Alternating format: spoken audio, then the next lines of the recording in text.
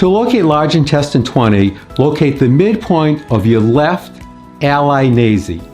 The ali nasi is the flare at the end of your nose. That is, this area right over here, and the midpoint would be right here. Now move to the left until you come to the nasolabial groove. The nasolabial groove is the fold that runs from the side of your nose down to your mouth. Push in this spot until you find an area that is sensitive, sore, tender, or painful. That is the welcome fragrance point. Activate this point by rubbing it 5 times rapidly. Take a break for a count of 5 and repeat 4 more times. It might look like this.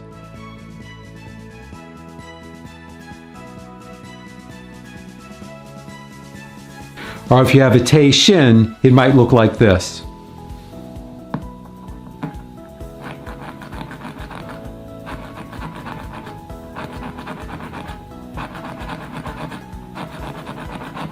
Now find the welcome fragrance point on the right side and repeat.